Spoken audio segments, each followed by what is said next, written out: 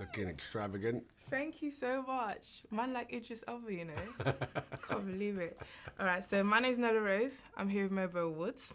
Pleasure to meet you. So you're basically known to be like the El Jefe in all the movies, in all the roles that you play. So what made you want to just like take a step back and just direct and just be in the background? What made you want to do that? Look, every actor probably dreams about stepping into the role of a director. Yeah. Not all of them, but I think for someone like myself who, it's a career, I've only ever acted since I was 16. So, Yeah. you know, being a director is the pinnacle. It's the big job. It's the one that everyone's most coveted. Yeah. And also it's the one where you get to really depart your knowledge that you've come up with. Now, you know, listen, you can direct a film at 10, 20 years old without having much knowledge and still make a great film. But for me, it was like, wow, I've worked with some great directors, I've worked with great actors. It'd be nice for me to just step into a seat where I can watch all of that cook together and not use my acting, but use, you know, my mind and my skill set as a visionary and a storyteller. And it was hard. It wasn't the easiest thing. Easy. No, Yeah, it was yeah. hard because listen, I show up, say my lines, go home. I was Like a different experience. completely first in, last out. I heard that you read the book when you was younger, you fell in love with it, and you was like, this is the movie I want to direct. So obviously, we're African, but you decided to take on a Jamaican-based film.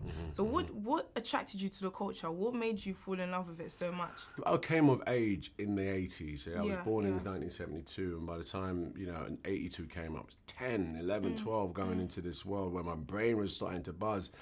And back then, when you were African, you know what I mean, in the Afro-Caribbean community, you were looked down on, to be honest. You wanted to be Jamaican. You wanted to be Jamaican. Yeah, you did not want to have a name like Idrissa, Akuna, Elba. You know what I mean? That was not fly. You wanted to be Jason Smith or Devontae or you know what I mean? And that's not a bad thing. It's not a judgment. It's just that at that time, being of that culture, being in the music was cool, the characters were bigger, the Jamaican kids were way braver than African kids because we would get beat quick.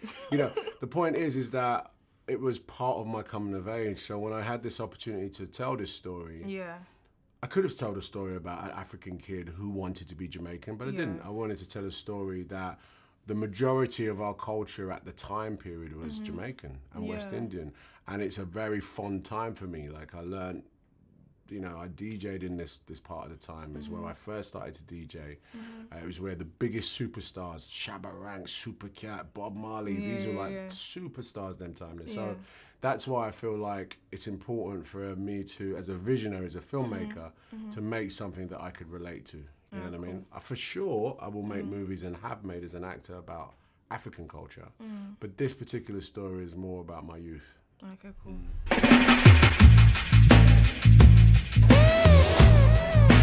I come here for change my life. Forget away from Kingston. Look at yourself.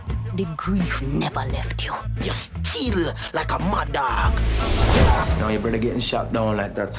Ancient history. So my name's Nella Rose. Yes, Nella. I'm here with MOBO Woods.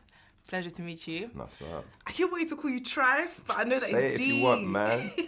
Could you describe to me the movie in 3 words? Historical, timeless, very bad man. Say bad man, yeah? Yeah. I know that you're Caribbean, yeah? So how did you relate to D? How did you relate to him? I based him on my Uncle Kirk. Yeah. My Uncle Kirk is Jamaican, stoic man. Yeah. Very, if I looked at his old pictures, very handsome man. You know, the man just... Them look good. Them look good and I'm just like, wow, right. So I based it on him, basically. And so I drew from my Jamaican and Caribbean experience immediately. My father, Bilal, he's from St. Vincent, and he moved over here in the 80s. And so I was able to contextualize that experience through him. Okay. What was it like filming in Jamaica then? Oh, I loved it, man. I loved it. Like, to film in JA was mad. And I've always gone to Mandeville and country. But to go to Kingston and Jack's Hill, and you go into Dub Club, meeting with Sly and Robbie at Studio One, meeting with the Marleys. It was just a very rich experience. So you had fun out there, innit? You lived It was your best amazing. life. It was amazing. Lived my best life. Still, right now, today with you. Yeah, cool. So, I'm going to ask you to do next, right? Nah. Tell me why I should go and watch the movie in Patois. Nah. Watch the thing in it. Done. Watch it. Just watch it. Watch it. Done. Alright, cool. So as you know, I'm here with MOBO.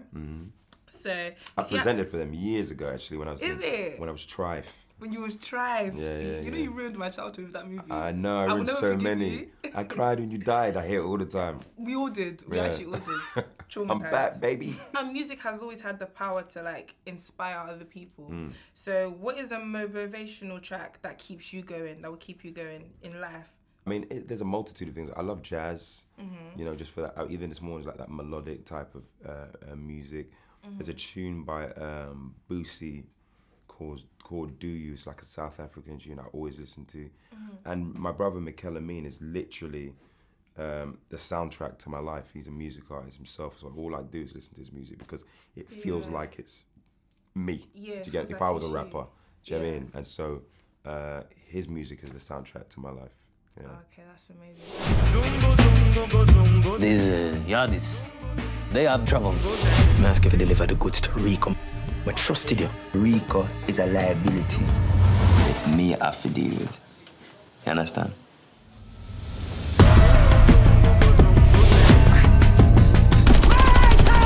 Rico, it's going to kill you. Can't have this nonsense around me. Could have just gone back to Jamaica. 10 years ago, you killed my brother. Sometimes a man have to choose his own path. You can't go on like this. I sent you to London so you wouldn't start a war in Kingston.